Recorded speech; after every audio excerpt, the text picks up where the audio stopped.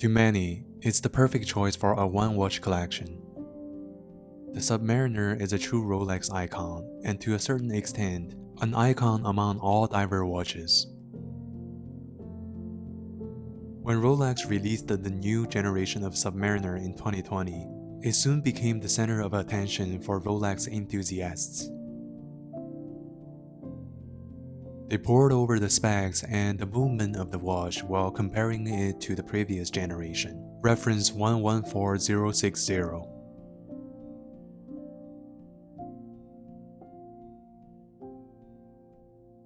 With significant upgrades, the brand new caliber 3230 movement in this sub is the definition of modern watchmaking in terms of precision, power reserve, reliability, and resistant to shocks and magnetic fields. Based on all these exciting upgrades, I decided to add one to my collection. However, I knew it would be nearly impossible to acquire one for my October 2020 birthday. Even so, I still reached out to the same AD representative I'd purchased almost all of my watches from to ask about it. She said they had only gotten one new sub sent to their 2 area stores since it had been released, but that she'd make sure to reach out to me when they got the next one. Then began the long wait.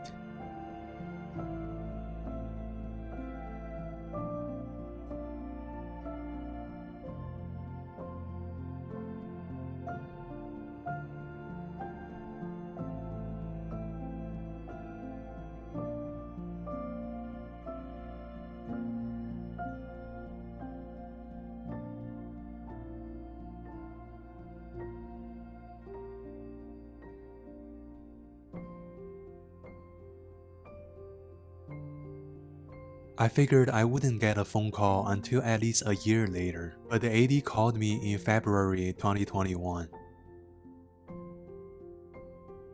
This was only 3 months after I expressed the interest in acquiring one. Considering how popular the new sub is, 3 months of waiting was nothing. I picked up the watch the same day I got the call. It was actually the first time I had ever seen a Rolex Submariner in person. It felt like an old friend that I had never met, so familiar yet new at the same time.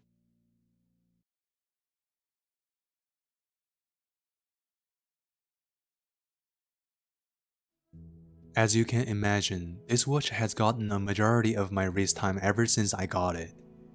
The slimmer lugs with the wider bracelet make it well balanced visually, more similar to a vintage sub. As to the design, there really isn't much for me to critique, as it is simply timeless. I can wear it with pretty much any outfit without it feeling inappropriate. Since I don't have any experience with the previous model, I can't comment on whether the size difference is noticeable when wearing it.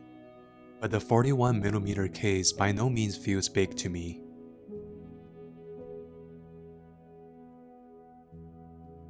Owning the new sub makes me understand why this is often an option for a one-watch collection.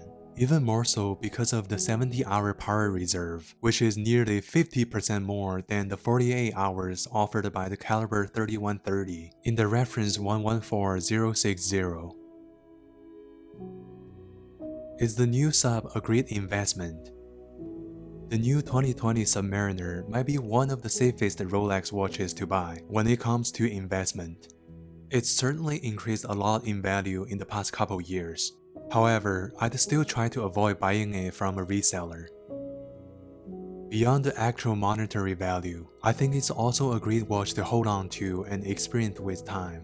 It will be a watch that can tell stories and be passed down to future generations.